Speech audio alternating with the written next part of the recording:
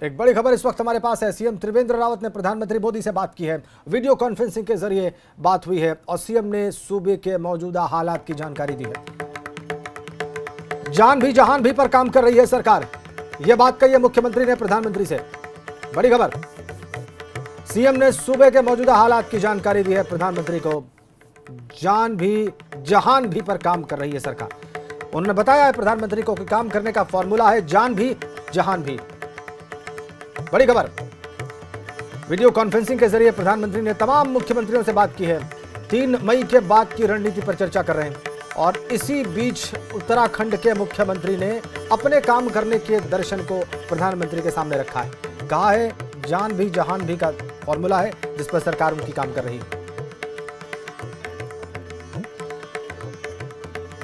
बड़ी खबर, बड़ा अपडेट इस वक्त का एबीपी गंगा पर। यह देखिए प्रधानमंत्री कैसे मुखातिब हैं वीडियो कॉन्फ्रेंसिंग के जरिए देश के तमाम मुख्यमंत्रियों से, और जाहिर सी बात है इनमें उत्तराखंड के मुख्यमंत्री त्रिवेंद्र सिंह रावत भी शामिल।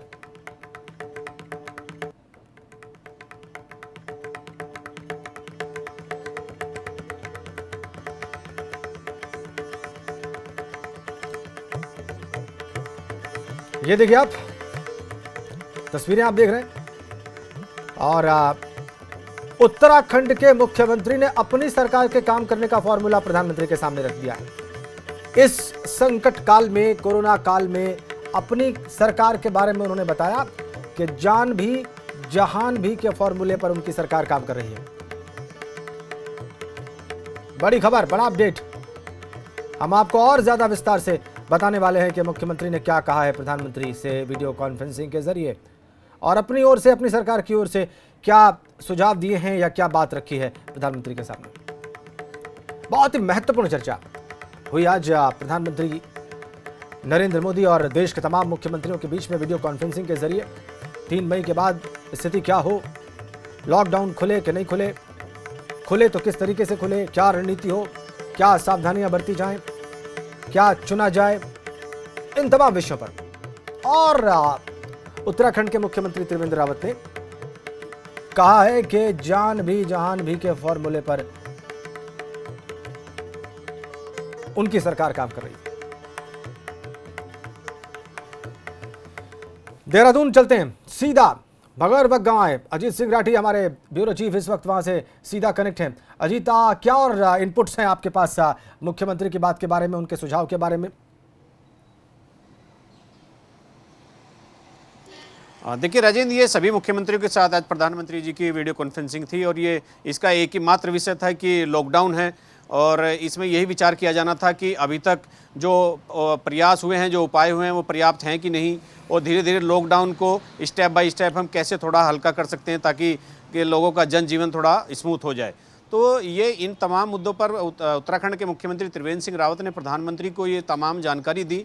कल गंगोत्री और यमुनोत्री धाम के कपाट किस तरह से फिजिकल डिस्टेंसिंग के साथ खोले गए, उससे पहले जो दुकानें, जो नगर निगम सीमा के निकायों के बाहर की जो दुकानें हैं, बाजार हैं, उनको जो फिजिकल डिस्टेंसिंग रखते हुए उनको खोलने की जो व्यवस्था की गई है वो कैसी चल रही है, किस तरह की व्यवस्था चल रही है, और जो सुबह 7 बजे से 1 बजे तक जो लोगों को आवश्यक सेवाओं के लिए मूवमेंट करने की जो अनुमति दे रखी है और उससे कोई दिक्कत तो नहीं हो रही है। तो तमाम इन चीज़ों पर मुख्यमंत्री ने प्रधानमंत्री को अपडेट दिया है। और इसके अलावा मुख्यमंत्री ने ये भी मांग की है प्रधानमंत्री से कि जो चूँकि फिजिकल डिस्टेंस के साथ ही गांव देहात में तमाम काम शुरू कर दिए गए हैं, जैसे आप रोड्स के काम हैं, अवस्थापना के पुल के काम हैं, और जो ग्रामीण क्षेत्रों में जो मनरेगा का जो काम है वो भी धीरे धीरे शुरू हो गया है। तो चूँकि इस समय आय के संसाधन बहुत सीमित हैं, लोगों की आय बहुत कम हो गई है और लॉकडाउन है, सारी चीज़ें रुक गई हैं, तो प्रधानमंत्री से एक मांग की है मुख्यमंत्री ने कि अभी तो 100 दिन का रोजगार मनरेगा के तहत दिया जाता है, तो जब तक लॉकडाउन है तब तक इस रोजगार को 100 दिन के बजाय 150 दिन कर दिया जाए ताकि लोगों को पैसा मिल सके और उन लोगों को राहत मिल सके। जी जी, ये तमाम सुझाव हैं और आपको क्या कोई जानकारी मिल पाई है अजीत के मुख्यमंत्री के इन सुझावों पर? क्या प्रतिक्रिया रही सेंटर से या दूसरे मुख्यमंत्रियों ने इस पर क्या राय व्यक्त की? देखिए, दूसरे मुख्यमंत्रियों का तो एकदम इधर से कोई इनपुट नहीं मिल पाया है, चूँकि यहाँ जो मुख्यमंत्री कि यहाँ से उत्तराखंड के ही मुख्यमंत्री का इनपुट आना भी था। और जो मैंने विषय आपको बताए हैं कि किस तरह से मुख्यमंत्री उत्तराखंड ने प्रधानमंत्री को अपडेट किया और किस तरह से उनको एक दो प्रस्ताव जो नए दिए हैं ताकि इनमें हम कुछ कर सकें। और ये भी कहा मुख्यमंत्री ने, आश्वस्त किया प्रधानमंत्री को कि जितने भी काम उत्तराखंड में किए जा रहे हैं, तो चूंकि इस समय मेडिकल इमरजेंसी घोषित है पूरे देश में, तो मेडिकल के नॉर्म्स जो हैं उसी के अनुसार सब काम किए जाएंगे। इसके अलावा कोई काम नहीं होगा, इससे बाहर कोई काम नहीं होगा। किसी भी डिपार्टमेंट का काम हो, जो मेडिकल डिपार्टमेंट के नॉर्म्स इस समय बने हुए हैं इमरजेंसी के लिए, उन्हीं के तहत काम किया जाए। इसके लिए भी आश्वस्त प्रधानमंत्री को किया है। जी बहुत बहुत धन्यवाद आपका अजीत राठी। आगे बढ़ते हैं। टिहरी के कमलेश भट्ट का शव उनके परिजनों को सौंप दिया गया है। बीती रात कमलेश भट्ट का शव दुबई से दिल्ली पहुंचा। इसके बाद कमलेश भट्ट के परिवार वाले शव को लेकर टिहरी के लिए रवाना हुए। आपको ये भी पता है कि टिहरी सेमवाल गांव निवासी कमलेश भट्ट दुबई के एक होटल में नौकरी करता था। 17 अप्रैल को कमलेश की हार्ट अटैक से मौत हो गई थी और इस घटना से आहत परिजनों ने प्रशासन और सरकार से मृतक युवक के शव को स्वदेश लाने की गुहार लगाई थी।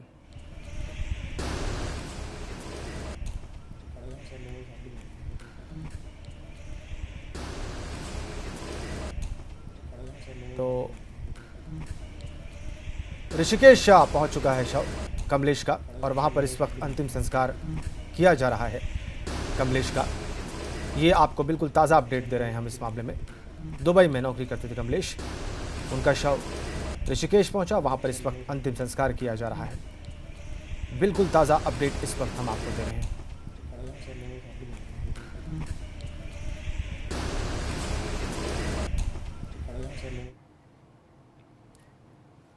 उधर खटीमा में प्रशासन ने व्यापारियों के साथ मीटिंग की। इसमें दुकानें खोलने के लिए केंद्र सरकार की गाइडलाइंस के बारे में बताया गया। प्रशासन का कहना है कि केंद्र सरकार की गाइडलाइंस के हिसाब से ही दुकानें खुलेंगी। दरअसल शहर में जरूरी सामानों के अलावा भी कई और दुकानें खुली थीं और इससे लोगों में भ्रम की स्थिति हो गई थी। इसे ही साफ करने के लिए प्रशासन ने यह मीटिंग बुलाई थी। केंद्र के निर्देशों से ही दुकानें खुलेंगी, व्यापारियों के साथ मीटिंग में स्पष्ट कर दिया गया है। खटीमा की तस्वीरें आप देख रहे हैं। केंद्र जैसा निर्देश देगा वैसे ही पालन किया जाएगा, उसी हिसाब से दुकानें खुलेंगी या दुकानें बंद रखी जाएंगी। ये व्यापारियों के साथ मीटिंग में प्रशासन ने स्पष्ट किया है खटीमा में।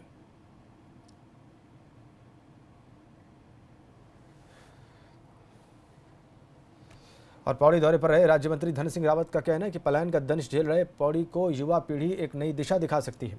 ऐसे में सरकार भी युवाओं को खुद का स्वरोजगार स्थापित करने के लिए 5 लाख तक का लोन बगैर किसी ब्याज के सहकारिता बैंक से मुहैया करवाया जाएगा।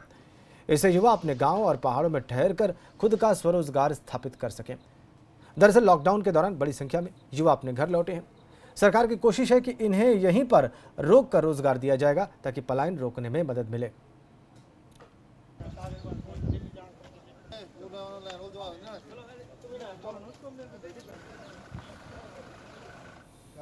कमेटी बनाई है कृषि मंत्री की अध्यक्षता में, मैं उसमें सदस्य हूं। तो हम सभी ब्लॉकों में जाके 16 लोगों से पूछेंगे भी, और जो भी लोग उद्यान के क्षेत्र में, कृषि के क्षेत्र में, डेयरी के क्षेत्र में, पशुपालन के क्षेत्र में, मधुमक्खी पालन के क्षेत्र में या कोई भी काम करना चाहते हैं, तो हम 5 लाख रुपए प्रत्येक आदमी को जो है बिना ब्याज के देने वाले हैं।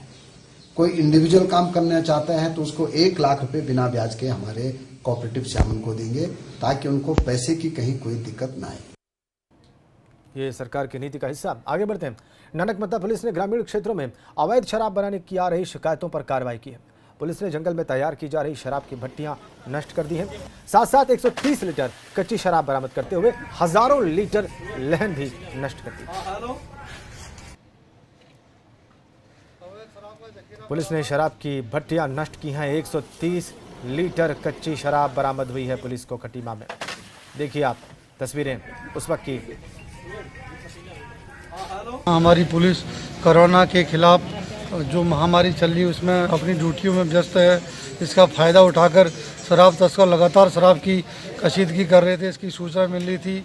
कल प्रतापपुर चौकी इंचार्ज ने वहाँ खमरिया क्षेत्र में 2 शराब भट्टियाँ पकड़ी और मैंने अपनी टीम के साथ रनसाली के जंगलों में 4 शराब भट्टियाँ पकड़ी और लगभग 120 लीटर कच्ची शराब बरामद की है। टोटल 6 लोगों के खिलाफ मुकदमा लिखा गया है। आगे भी अभियान जारी रहेगा। और लॉकडाउन में मिली छूट के बाद खटीमा में कुछ फैक्ट्रियां शुरू भी कर दी गई हैं। सरकार की गाइडलाइंस के मुताबिक इन फैक्ट्रियों में काम किया जा रहा है। फैक्ट्री में काम करने वाले मजदूर सोशल डिस्टेंसिंग का पालन कर रहे हैं। इसके साथ साथ सैनिटाइजर का भी यहाँ पर इस्तेमाल किया जा रहा है। तो खटीमा में कुछ फैक्ट्रियों को छूट दी गई है। देखिए कैसे वहाँ पर काम, तस्वीरें वहाँ पे बता रही है कि कैसे काम शुरू हुआ है। देखिए सबकी थर्मल स्कैनिंग की जा रही है, सैनिटाइजर इस्तेमाल किया जा रहा है वहाँ पर काम करने के लिए, और ऐसे इन लोगों को ले जाया जा रहा है पूरी सोशल डिस्टेंसिंग के साथ बसों में। अच्छी खबर ये, फैक्ट्री शुरू हुई है लॉकडाउन के दौरान, और ये एक राहत भरी खबर। लॉकडाउन के बीच में जहां तमाम नकारात्मकता दिखाई दी, निराशा भरी खबरें सामने आई, उस बीच में ये खबर राहत भरी। इस तरीके से थर्मल स्कैनिंग की जा रही है और बसों में बैठा कर ले जाया जा रहा है। फैक्ट्री को चलाने के लिए पूर्ण रूप से जो गाइडलाइंस, गवर्नमेंट की गाइडलाइंस है, उस गाइडलाइन के अनुरूप हम कार्य कर रहे हैं। जैसे कि हम अपने एम्प्लॉयज़ का जो भी हम बाहर लोकल के लोग जो लोग हैं उनको पूरा प्रॉपर प्रोटोकॉल के थ्रू माध्यम से उनको लाया जा रहा है और छोड़ा जा रहा है बस के माध्यम से। उनको बस में बैठाने से पहले उनके हाथों को सैनिटाइज किया जा रहा है, फिर उनका टेम्परेचर नापा जा रहा है, और टेम्परेचर में अगर किसी का भी 98.6 से ऊपर होगा तो हम उनको बस पर नहीं बैठाएंगे, उनको डॉक्टर की टीम के पास भेजा जाएगा, और डॉक्टर की टीम के माध्यम से उनका अगर बुखार सही होता है तभी हम उनको अंदर लेंगे। और केदारनाथ मंदिर के आसपास अभी भी बड़े बड़े ग्लेशियर्स जमे हुए। मंदिर के सामने बर्फ को काट कर रास्ता बनाया गया है। केदारनाथ की डोली आज डोली गौरीकुंड केदारनाथ पैदल पड़ाव के भीमबली में रात्रि प्रवास करेगी। भगवान केदारनाथ की डोली बर्फीले रास्ते को पार करके केदारनाथ धाम पहुंचेगी। 29 अप्रैल को बाबा केदार के कपाट सुबह 6:10 पर खोल दिए जाएंगे। रोहित डिमरी हमारे साथ हैं रुद्रप्रयाग से, हमारे संवाददाता। रोहित बताइए इस वक्त क्या देख रहे हैं आप वहां पर?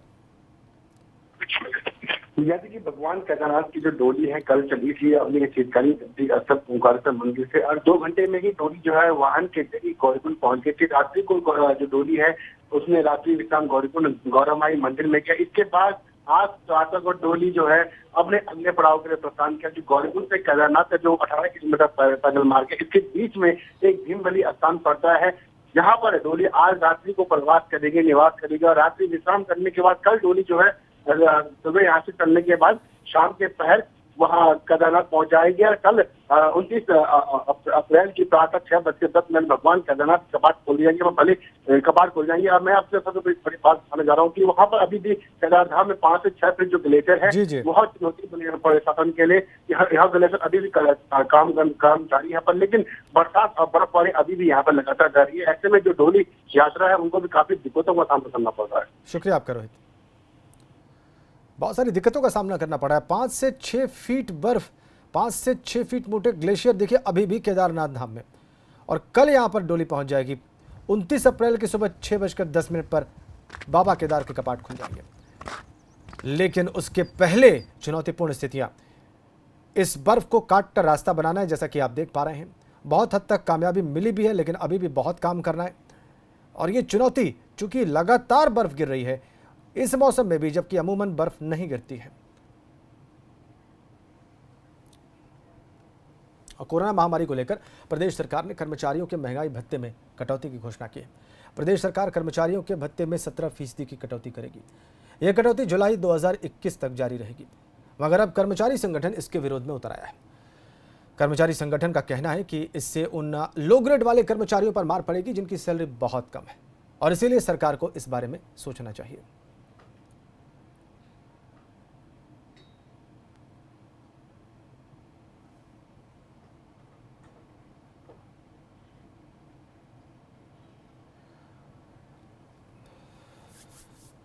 और हमारे साथ जुड़ गए अरुण पांडे जी, प्रदेश महामंत्री हैं राज्य कर्मचारी संयुक्त परिषद के। पांडे जी, स्वागत है आपका एबीपी गंगा पर।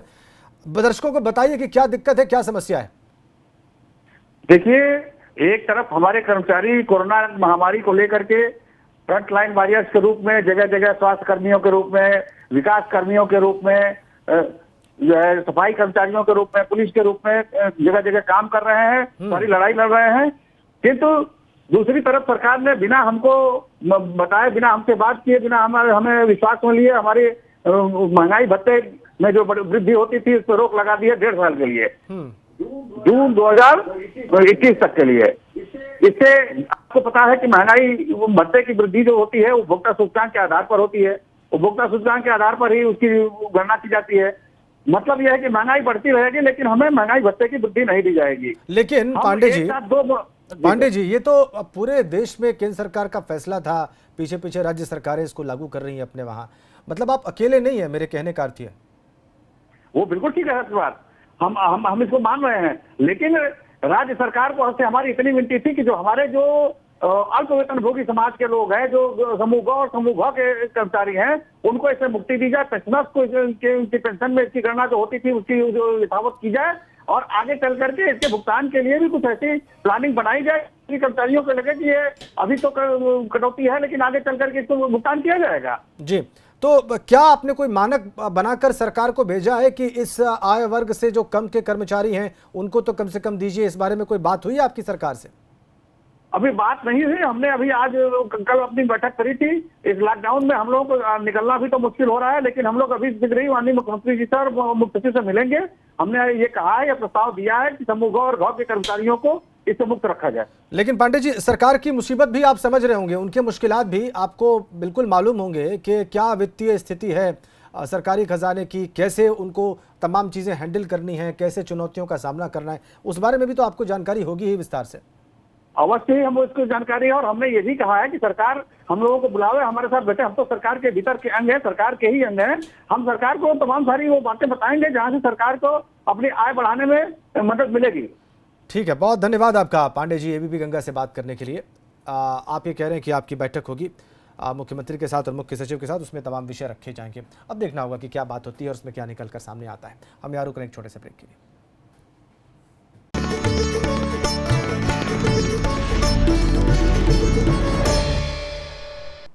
उत्तराखंड प्राइम देख रहे हैं आप। कोरोना संक्रमण के चलते हुए लॉकडाउन में जहां लोग अपने घरों में कैद हैं, तो वहीं अब जंगली जानवर रिहायशी इलाकों और सड़कों पर घूमते दिखाई दे रहे हैं। टिहरी में तो इन दिनों कई जगहों पर गुलदार देखे जाने से लोगों में दहशत है और इसकी शिकायत स्थानीय लोगों ने वन विभाग से भी की है। लोगों की शिकायत पर वन विभाग की टीम गश्त कर रही है और लोगों को भी जागरूक करने का काम कर रही है। देखिए तस्वीरें आप, टिहरी की तस्वीरें। रिहायशी इलाकों में जानवर घूम रहे हैं और वन विभाग की टीम को लोगों ने बताया है कि इस तरह से खतरा है उनको, दहशत में है लोग। और उसके बाद वन विभाग की टीम गश्त पर। टिहरी की तस्वीरें। लॉकडाउन में मूवमेंट कम होने की वजह से ऐसे दृश्य अक्सर सामने आ रहे हैं जिसमें जंगली जानवर और खतरनाक जंगली जानवर जो हैं वो रिहायशी इलाकों में देखे गए हैं। वन विभाग की टीम को आप देख रहे हैं कैसे गश्त कर रही है।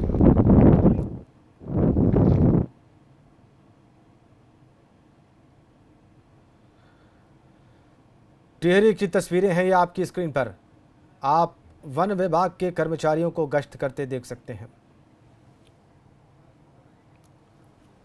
इधर उत्तराखंड में 30 अप्रैल तक मौसम विभाग ने बारिश का अलर्ट जारी किया है। पहाड़ों में लगातार बारिश का सिलसिला जारी है, साथ साथ मैदानी इलाकों में तेज हवाओं के साथ बारिश हो रही है। आने वाले 2 दिन उत्तराखंड में भारी बारिश का अलर्ट मौसम विभाग ने जारी किया है। 30 अप्रैल तक मौसम विभाग का अलर्ट है बारिश और ओलावृष्टि का, तो पहाड़ पर मौसम बदलेगा, इसकी भविष्यवाणी कर दी है मौसम विभाग ने। ओलावृष्टि और बारिश ये अभी लगातार हमने देखा है, इस तरह का वेदर चेंज होते हुए पहाड़ों में मौसम बदलते हुए, और एक बार फिर भविष्यवाणी की है मौसम विभाग ने इसकी। 30 अप्रैल तक ये होगा बारिश और ओलावृष्टि।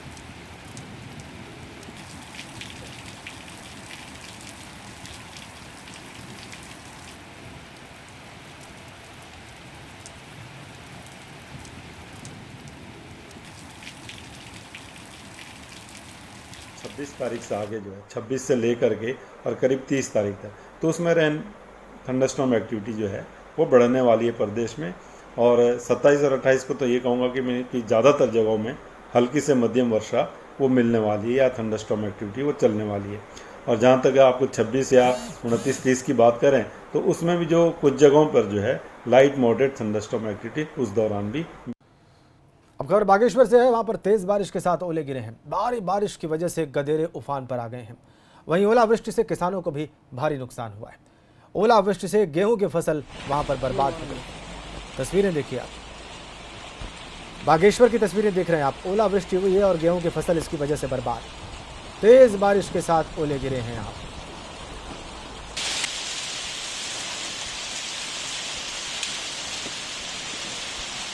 खेती भर गई यार ये आप देखिए तस्वीरें, ओलावृष्टि के बाद की आप तस्वीरें देख रहे हैं आप।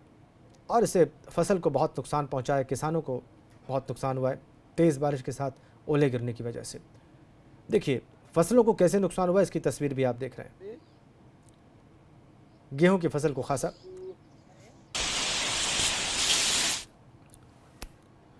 और उड़की में भी बारिश किसानों के लिए मुसीबत बन गई है। बारिश से गेहूं की फसल को बर्बाद होते देखा गया। दरअसल फसल कट कर खेत में तैयार थी, मगर बारिश में गेहूं भीग गया और इससे फसल खराब होने की आशंका है। रुड़की की तस्वीरें देख रहे हैं आप। किसानों पर मौसम की मार देखिए।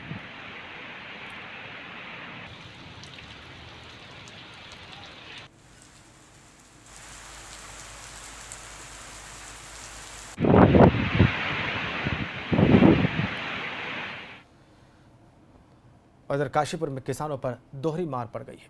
पहले लॉकडाउन, अब बारिश ने किसानों की कमर तोड़कर रख दी है। बारिश और ओलावृष्टि के कारण भारी नुकसान हुआ है। गेहूं की कटाई और मड़ाई अपने पीक पर है और किसान दिन रात जी तोड़ मेहनत करके फसलों को सहेजने में जुटे थे, लेकिन मौसम ने ऐसे करवट ली कि किसानों के अरमानों पर पानी फिर गया।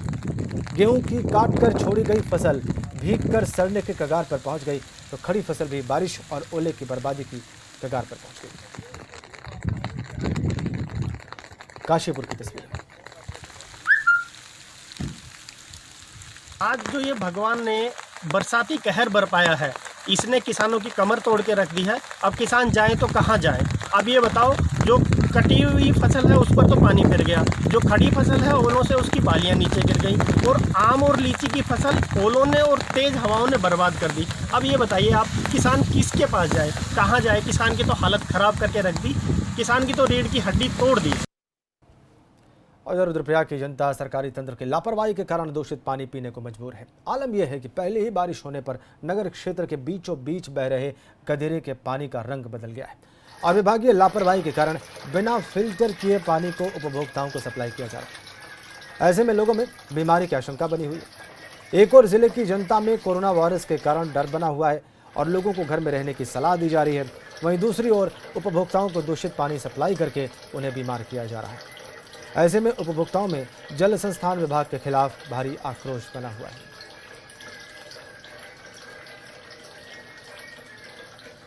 ये देखिए आप कैसे शहर में गंदा पानी सप्लाई किया जा रहा है। टैप वाटर से गिरते पानी को आप देख सकते हैं। कल दिन से ही पूरी बारिश हुई, दिन भर बारिश थी। पहली बरसात थी, ऊपर रोड कटिंग का सारा काम चल रहा है। रोड कटिंग का जो पहली पल हुआ, हमने जो हमारा फिल्टर टैंक है उसमें भी हमने बचा के रखा उसको, क्योंकि पहली बारिश का पानी आ रहा है और ये हमारा फिल्टर भी खराब कर सकता है, इसलिए हमने पानी को कट ऑफ कर दिया है। इस खबर के साथ ही उत्तराखंड प्राइम में फिलहाल नहीं। धन्यवाद।